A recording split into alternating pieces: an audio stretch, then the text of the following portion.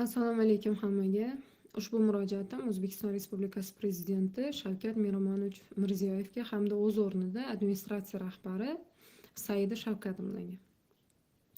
Murojaat qilib chiqishdan avval hamisha mana bir oy vaqt bo'ldi ishdan bo'shaganimga. Hamisha buni oldini olish uchun barcha tashkilotlarga murojaat qilib ko'raman.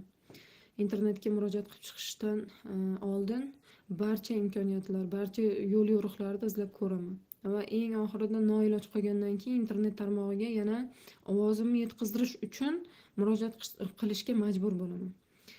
Murojaatimda mazmuni shundan iboratki, kuni kecha adashmasam prezidentimizda 34-sonli farmoni chiqdi. Unda ayollar va bolalarning haq-huquqlariga murosasiz kurashishlarini, ularga nisbatan bo'ladigan zo'ravonlik, tazyiqlarning oldi olinishi haqida yozilgan ekan. Ushbu narsani ko'rib o'z o'rnimda xursand bo'ldim va bir narsa meni taajjubga soldi. Prezidentimiz ayollar haq-huquqlari va bolalar haq-huquqlariga murosasiz kurashilayotgan bir vaqtida nima uchun bizning davlatda Abror Abdazimov degan inson bemalol nimani internetda o'zini qo'shxotinligini ko'rsatib namoyon qilib turib chiqadi va hech narsadan qo'rqmaydi. Vaholanki bizning davlatda unga ham nima bor edi, cheklov bor edi. Undan keyin mana 2 oydirki tinimsiz meni sha'nimni qoralashga bo'lgan faol harakatini to'xtatmayapti. Men bilan agar nimadir gapi bo'lsa, telefonda gaplashing desangiz gaplasholmaydi-da, chatda ayollar bilan tinimsiz to'xtovsiz nimalarnidir muhokama qilib yuradi. Bundan tashqari, bu odamning bashoratlari aksariyat holatda to'g'ri chiqadi. Qaysidir og'alari, men bilmayman kimlar yetkazdiradi bu odamga, bilmayman, lekin Sirojiddin media masalasida bir yarim oy oldin aytgan edi. O'sha daniyalik odam ham aytgan edi, keyin meni masalamda aytgan edi, ishdan bo'shaydi degan edi. Vaholanki aynan shu holatlar uni bashoratidan to'g'ri chiqadi. Men haligacha tushuna olmayman. Yo men o'qigan konstitutsiya boshqacha, yo bu amalda bir boshqacha holatlar ketyapti, hurmatli prezident. Agar ahamiyat beradigan bo'lsangiz, jarayon juda yaxshi tomonga o'zgarmayapti. Bu siz aytyapsiz, ayollarga tazyiq qilma, zo'ravonlik qilma, buni agar qarshingda men turaman degan so'zlarni ko'rsatyapsiz. Lekin ochiqdan ochiq sizni siyosatingizga qarshi Abror Abdazimov chiqadi, xohlagan joyida, xohlagan gapini gapiryapti, xohlasa haqorat qiladi. Uni so'zlarini men keltirmayman. Internetda to'lib turibdi uni so'zlari. Xohlasa provokatsiya qilyapti va yaqinlarim yaqinda ham aytishyapti, shunaqa 5-kunimi avgustda, aprelda chiqish qildi. Bu ayolni hech yerda ishlatmanglar, bu ayolni hech yerga ishga qo'ymanglar. Nimaga? Nima uchun? Nimaga men o'z haq-huquqimni so'rab chiqadigan bo'lsam, qaysidir bitta odam provokatsiya qilib, bu narsaga cheklov o'rnatadi? U kim u? Nimaga sizni siyosatingizga ochiqdan ochiq qarshilik ko'rsatyapti? Nimaga u hech narsadan qo'rqmayapti? Kimdir unga qo'rqma, biz orqangdamiz, gapiraver, shu ayolni badnom qilib bersang bo'ldi, deb unga dalda berib turibdimi? Kimdir, qaysidir bir yashirin kuchlar bormi uning orqasida? Nimaga bunga chora ko'rilmaydi? O'z o'rnida o'sha vaqti 6-mart kuni menga buyruq chiqarildi xizmat tekshiruvi bo'yicha. 6-mart asos qilib mahkum hozirdagi o'sha Hajayev sobiq nachalnikning arizasini asos qilishdi. Men o'z o'rnimda hayron bo'ldim. Nimaga? Axir jabrlanuvchini haq-huquqlarini davlat himoya qiladi deyilgan-u. Qanday bu odamning arizasiga asosan menga xizmat tekshiruvi tayinlaysizlar? Dedimda, xo'p dedim, indamadim. Ular xizmat tekshiruvini o'tkazdirishdi. 10-11-kuni 14 nafar ishchi guruh meni maktabimda tekshirishdi va yakun qilib 13-kuni yakun qilishdi. 11-kungi oxirgi tekshiruv bo'ldi va dalolatnomani tuzib ketishdi. Undan keyin 17-kuni viloyat boshqarmasidan kadr keldi va tumandagi rahbarim bilan aytdiki, biz seni vaqtincha ishdan olib turishimiz kerak, topshiriq bo'ldi. Qanaqa topshiriq bo'ldi desam, Dolimovga Xayrilla Hayitboyevich topshiriq berdi, bu qizni ishdan olib turinglar deb aytdi. 2 soat tortishuvlar, nimalardan keyin dalolatnomalarni mana biz nima qilmaymiz. U yerda xizmat tekshiruvida ofitsialni meni holatimdan birorta kamchilik aniqlanmadi. Men nimadir yeb qo'yganim, nimadir olib qo'yganim, nimagadir bir xatolikka yo'l qo'yganim aniqlanmadi. To'garaklar, kundalik kom bir nimalardan xatoliklar chiqdi. Uni tan olish kerak. Lekin aynan meni yo'nalishimga oid siz qoralaydigan bir korrupsion va boshqa holatlarga yo'l qo'yilmaganlik holati aniqlandi. Undan keyin ular oxiri aytishyaptiki, yo'q, bu narsaga bizni kuchimiz yetmaydi, ishdan bo'shab tur, 2 oycha bir zamdirektor bo'lib ishlab turasan deyildi. Xo'p dedim. Ularga noiloj ko'ndim. Chunki meni boshqa yo'lim yo'q. Endi men o'zimni sistemam bilan sudlashmayman-ku. Xo'p dedim, ularga qo'l qo'yib berdim, aytgan hujjatlariga yozib beradigan hujjatlarni yozib berdim. Undan keyin hayit oraga tushdi. Hayitdan keyin aytyapman, shunaqa qaysi joyga ishga borishim kerak? Sentrga qo'yilishim kerak edi. U yerda yana aytilyapti, yo'q, Dolenovga aytilibdi, bu yerga ishlamaysan ekan, boshqa joyga qo'yib turamiz. Boshqa joyga qo'yilib turib, yana Dolenovga aytilibdi, qo'yilmaysan ekan. Menda ikkita diplomim bor. Ikkinchi diplomim maktabgacha ta'limga to'g'ri keladi. Maktabgacha ta'limdan ish o'rni bo'sh bo'ldi. U yerga o'tib turaymikan degan maqsad bo'ladi. Unga ham bu yerdan tavsiyanoma berildi viloyatga. Viloyatga yana aytayapti, yo'q, bu qizga tavsiyanoma bermay turinglar. Bizga ruxsat berilmayapti. Kim ruxsat bermayapti Dolimovga? Kim yopiq majlis qilyapti? Kim Xayrullo Hayitboyevichga aytyapti? Men shuni tushunmayapman. Har holda siz Aziz Toshpo'latov bunday ishlarda ortida turmagan bo'lsangiz kerak. Axir bitta ayolda eri kasalligida, 3 ta bolasi borligida ro'zg'origa to'siq qo'yib, ertadan keyin siz ham baribir o'lishni o'ylasangiz kerak. Siz bo'lmasangiz kerak. Lekin menga qiziqki, kim turibdi buni orqasida? Kim meni ishsiz o'tirishimdan manfaatdor? Mana 1 oydan oshdi. 1 oygacha sabr qildim. 1 oygacha hech yerga murojaat qilmadim mana bunaqangi qilib internetga chiqib. Lekin tegishli tashkilotlarga hammasiga aytdim. Shunaqa men ishsiz qolishim mumkin emas hozirgi holatda. Kim nima degan taqdirda ham deb murojaat qilsam, hammasi hozircha ojizligini bildiryapti. Lekin meni bitta savol qiziqtiryaptiki, prezidentimiz ayollar haq-huquqlari deb turganda kim bu insonga shunchalik ishonch beryaptiki, u odam bemalol qo'rqmasdan o'zini qo'shxotinligini internetga olib chiqib, bemalol namoyon qila oladi va aynan internet tarmog'ini bir ayolni tinimsiz obro'sizlantira oladi. Bemalol haqorat qilyapti. Bemalol bu buzuqda ishlatmanglar deb provokatsiya qilyapti. Kim haq-huquq beryapti u odamga? Keyin aytishyaptiki, nimani ikkita odamni nohaq qamatvordi debdi Avrora Abdazim. Uni urgani, yechintirgani tasdiqlanmabdi. Voy, baraka topgur. Men biror marta nachalnik bilan o'rinbosar meni urib yechintirdi demaganman. Sudyalar to'g'ri aytdi. Ularda xatti-harakat edi, bu holat yo'q. Qolgan 9 tasini ham 4 tasini aytib kelganman shu paytgacha. Nomini ham sanab kelganman.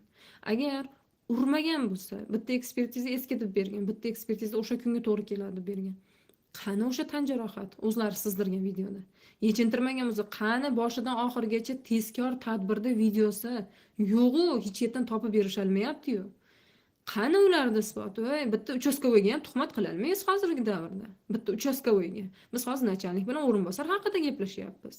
Yoki men ularda aytmaganman, jertva qilib beringlar menga demaganman, to'g'rimi Aziz Ikromov? Siz hali boshqa joyga ketganingiz bilan hayotsiz-ku. Siz oldingiz 27-avgustda borgan, aprelda borganman. Kechirasizlar, avgustda borganman. Sentyabrda jinoiy ish qo'zg'atilgan. Shunda sizga uchrashdim Aziz Ikromov. Men bular jertva qilib beringlar demaganman. Hujjatlardagi xatoligi uchun javobgar bo'lyapti.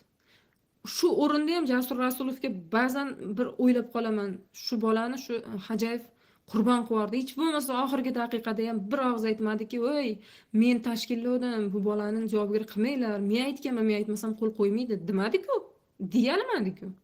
Endi Aziz nimani Akmal Hajayevni ulug'laydigan o'sha sobiq nachalnik haqida ba'zi birlarga gapim. Sizlar Adolat degan platforma bor, sud tizimini. O'shani kirib ko'ringlar.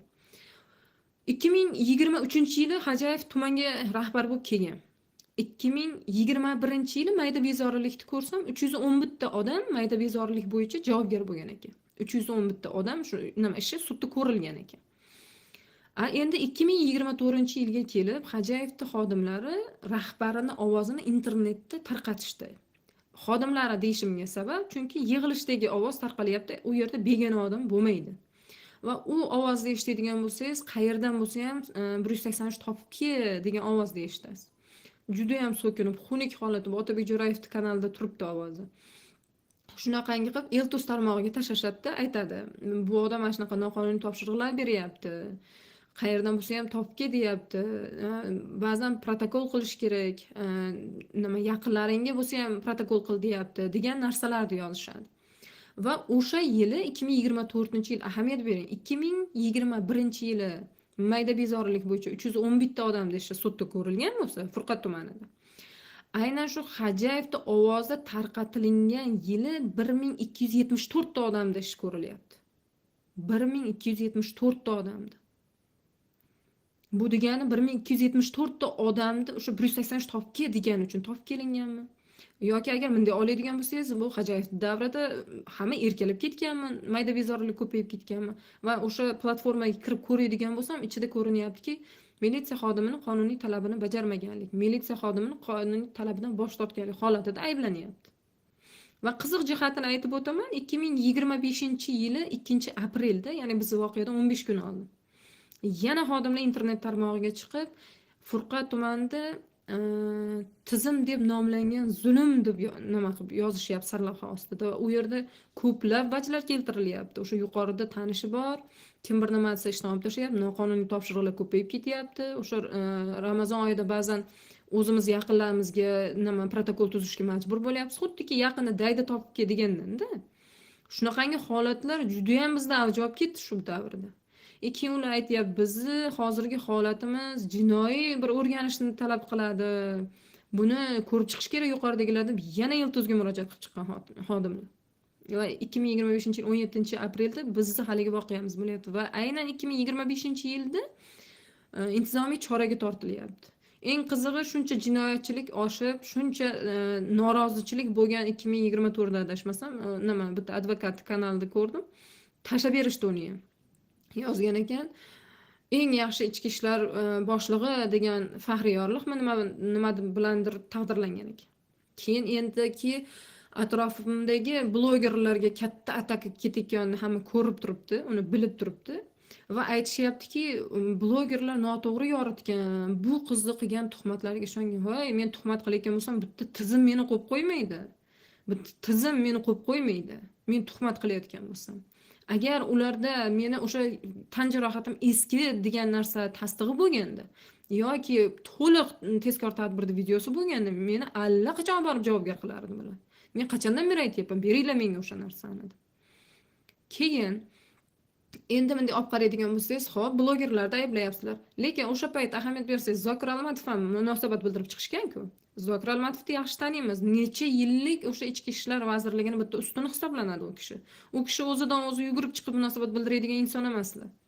Ular oldin obdon vaziyatni o'rganib, "Voy, nima deyapti bu qiz chiqib olib internetga? Olib kel hujjatingni, nima bo'lgan o'zi?" Podrobno o'rgangandan keyin internetga chiqib rasmiy munosabat bildiradigan inson u odam. U odam yolg'onchi emas. Bu xodimlar ishda bo'lmagan ertasidan keyin yana gapini to'g'rilab oladigan bir qaysidir matbuot kotiblariga o'xshagan emas u odam. Men misol shaxsan hurmat qilaman, ancha yildan beri kuzataman u insonni. Nimaga u insonni ayblamayapsizlar? U odam bo'lib ham ichkaridagi odam edi-ku. Qanday o'zini tizimidagi nimaga tuhmat qilishi mumkin? Aynan o'sha odamning gapini ham eslaysizlarmi? Bunday rahbarlarda qaysidir yo'llar bilan bunday tizimga kelib qolgan deb hisoblayman deganida. O'z o'rnida. Sirojiddin media haqida menga juda ham ko'plab yo'q, bu inson haqida gapirmaysan, munosabat bildirmaysan deganlar bo'lyapti. Qaysidir ma'noda o'sha ishim ham olindi, boshqa ham bo'ldi. Men hozir hayrondaman. Menimcha yo'qotadigan narsam ham qolmayapti borgan sari. Sirojiddin mediani qoralashga shoshilmang. Sirojiddin mediani agar men o'zimni shaxsiy fikrimda aytadigan bo'lsam, juda ham halol, og'ir bosiq, yaxshi inson edi. Juda ham halol inson edi, hurmatli prezidentim. Agar bir daqiqa mana shu gaplarimga quloq soling. U inson biror marta bir tamagirlik qilib yo mendan mana shu vaziyatimdan foydalanib 1 so'm so'ragan odam emas, yoki atrofimdagi Jahongir To'laganovmi, Otabek Jo'rayev, Hamidov, hammalari kimki mana shu holatni yoritgan bo'lsa, birortalari kunuz, birortalari 1 so'm mendan umidvor bo'lmagan. Men ularga pul beradigan vaziyatim ham bo'lmagan. Sirojiddin media halol inson edi. Uni ko'rib bilib turibmiz, hammamiz aqlimiz yetib turibdi nima bo'layotganiga. Lekin bugun qaysidir bitta odam nimadan noxolislik holatidan norozi bo'lib chiqsa, unga ustiga bosim qilib, uni jamiyatdan yulib otib hech yetga bir yo'l yo'rig'iga bir ruxsat berilmasa, qaysidir bloger uni yoritib borsa, bloger nima degan gap? Sizni dardingizni sizga yetkazdiradigan odam. Siz bularni juda ham hurmat qilardingiz-ku. Bularga ishonch bildirgandingiz. Sirojiddin media shu darajada halol insonki, hattoki o'sha keladigan benziniga ham kimlardandir yordam olib, iltimos qilib, nimaga men unga kim edim, qarindoshi ham emas edim-ku. Shu inson hozir nimaga ichkarida o'tirganini ham tushunmayapman, hurmatli prezidentim. Sizdan iltimos, shu vaziyatlarga yordam bering. Bo'ldi, bas qilishsin endi. Hammayam yashasin hayotida. Yana qaytarib aytaman. Men yo Akmal Hajiyev yo Jasur Rasulovni jirtva qilib ber demaganman. Men haligacha o'z davoyimda turibman. Ana mazza qilib ishlab yuribdi o'sha odamlar, men davo qilgan odamlarim. Ko'rib turibmiz nima qilib ishlab yurganini. O'sha sud jarayonlarida men aytdim, ber o'zini aybini o'ziga ber dedim o'sha jarayonlarda ham. Mana men aytganim bo'ldi. Ikkita non olib farzandingni ko'rgani bormaydi shular deganman. Sirojiddin media masalasida ham o'zingiz shaxsan o'zingiz nazoratga olishingizni iltimos qilardim. Hurmatli prezidentim, hurmatli Saida Shavkatovna, ushbu masalalarda agar sizlar nazorat qilmasalaring borgan sari holat izdan chiqib ketayotgandek meni nazarimda. Borgan sari ayollar haq-huquqlari tobora meni nazdimda. Sizlar meni haq-huquqlarimda himoya qilinishida misol davlatimizda o'rni beqiyos deb bilaman. Xalqimizda o'rni beqiyos deb bilaman. Lekin endilikda men bo'ldi internetga chiqmayman deb to'xtatsam, Abror Abduazimovga xudo beradi. U hattoki Ramazon oyida ham to'xtamadi. Bu ham xudodan, o'sha nimadan g'iybatdan tilini tiymay qo'ysa ham bu ham xudodan. Lekin o'z o'rnida rasmiy murojaat qilamanki, shu insonga chora ko'ringlar. Keyin uni Furqat tumanidagi men murojaat qilib chiqsam ichki ishlarga kiberxavfsizlikka boradi, arizam qaytib kelaveradi. Fevraldagi hali arizalarimga javob berilgan yo'q. U qaytdan u platformalar qanday yopilyapti bilmayman, murojaatda ham o'zining tartibi bor edi. Ishim yuzasidan Dolievga kim bosim qilyapti, uni ham bilmayman. Men yo Dolievni yo bu yerdagilar ayblamoqchi emasman, bizning tizim kichkina tizim. Tan olish kerak, bizning tizim kichkina tizim. Agar buni ortida kimlardir turgan bo'lsa, maslahatim o'lmanglar. O'lsalaring qiynalasizlar. O'lmanglar, umringlar uzoq bo'lsin, ko'proq yashanglar. Lekin qaysidir blogerni 2 million uchun qamatib, mana chatlarda, qaytlardadir ovozi kelyapti odamlarda. Uymi yurib, ularga bir nima qilib murojaat yig'ib yoki boshqa holatlar haqiqatdan bor bo'ladigan bo'lsa, sizlar o'lmanglar, uzoq umr ko'ringlar. Chunki o'lsalaring qiynalib qolasizlar. Yana qaytarib aytaman. Meni holatimga, meni xatti-harakatimga yo yashashimga, yo qaysidir ishga kirishimga Abror Abduazimov fikr bildira oladigan darajada yuridik maqomga ega emas.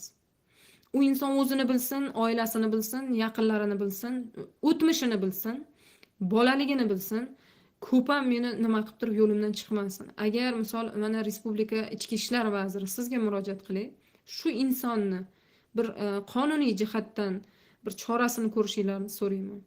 Meni holatimdagi ishimga bo'lgan harakatlarda ham Saida Shavkatovna menimcha sizlarga bu ovozim yetib boradi. Internet tarmog'idagilarga ham iltimos qilardimki, kim nima deyishidan qat'iy nazar tagiga belgilab ketinglar. Saida Shavkatovnani, Shavkat Miromonovichni belgilab ketinglarki, shu oxu nolalarimiz yetib borsinki u insonlarga. Bizni hozirgi holatimizga tobora cho'ktirishga harakat qilayotgan bir yomon bir ortida turgan katta kuchlar o'z bir haliga haddini bilsa yaxshi bo'lar edi. Men agar oshiqcha gapirgan bo'lsam, nimanidir qattiqroq gapirib yuborgan bo'lsam, uzr so'rayman. Yana Abror Abduazimovga meni gapim, siz aralashgan har bitta ish bir yaxshilik bilan yakun topgan ko'rmaganman shu paytgacha. Agar bizda boshqacha maqsadlar bor edi, bizda boshqacha planlar bor edi, mana sudga ham siz aralashmaganingizda balkim boshqacharoq yakun topishi mumkin edi. Siz qaytgadir aytadi-ku, haligi do'sting nodon bo'lsa, nimasi yaxshi bo'lmaydi natijasi deydi. Siz aralashmang iloji bo'lsa. Sizga men qattiq gapirganim yo'q, bir boshqa bir haligi yomon murojaat bilan chiqqanim yo'q. Sizda qangi, sizni g'iybat qilmayapman, to'g'ridan to'g'ri aytyapman. Ichki ishlar vaziriga iltimosimki, agar buni qo'llab-quvvatlovda bir kattaroq bir kuchda qo'li bo'lmasa, bu ham oddiy bir fuqaro bo'lsa, bu inson ham bir hamma qatori inson bo'ladigan bo'lsa, kimga xohlaganiga laqab qo'yib, xohlaganiga xohlagan gapni gapirib chiqmayotgan bo'lsa, bu insonga ham qonunda belgilangan tartibda chora ko'rilishini so'rayman. Va Shavkat Miromonovichni Farg'onaga kelayotganidan juda ham xursandman. Bizni Farg'onamizdagi poyezdga o'ligi tashlangan bolalar o'z joniga qasd qilindi qilib turib, keyin onasini tushida ayon bo'lib, uni kimdir o'ldirib olganligi ayon bo'lyapti. Qo'shiqchilarimiz qo'shiq aytsa, nimaga sen bunaqa qo'shiq aytding deb 5 soatlab ushlab turish holatlari Farg'onada bo'lyapti. O'spirin yigitlar o'z fikrini aytadigan bo'lsa, jinni bu deb jinni xonaga tiqish holati Farg'onada bo'lyapti. Birorta direktor men shunaqa jabr ko'rdim deb chiqsa, uni ishini davlat himoya qiladi, jabrlanuvchining haq-huquqlarini deyilsa-da, Mahkumda arizasiga asosan borib bosim qilib turib, uni ishdan olib tashlash holati Farg'onada bo'lyapti. Undan keyin bir hayotimni yo'lga qo'yay, endi ish pishimni qilay, farzandlarim, oilam, ro'zg'orimni qilay deb harakat qilsa, yana to'siqlar Farg'onada bo'lyapti. Sizni tashrifingizdan juda ham xursandman. Hurmatli prezidentim, agar tashrifingiz chog'ida mana shu bizni viloyatimizga ham konstitutsiyani bir mahkamlab, qonunlarimizni yana bir marotaba eslatib, boshqarma boshlig'im Dolimovga nisbatan bo'ladigan bosimlarga chek qo'yib berib ketsangiz, sizdan yanada minnatdor bo'lardim.